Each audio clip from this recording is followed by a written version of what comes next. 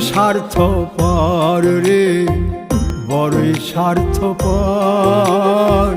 বুকের মাঝে জায়গা দিলে যতন কইরা ভাঙ্গে রে অন্তর। অচিনা এক জংলা পাখি যতন কইরা বুকে রাখছি, বুকের পাজর ভাঙ্গা সে যে সাজায় অন্যের ঘর রে, সাজায় অন্যের ঘর। মানুষ বড়ই স্বার্থপর রে, বড়ই স্বার্থপর। বুকের মাঝে জায়গা দিলে যতন কইরা ভাঙ্গে রে অন্তর।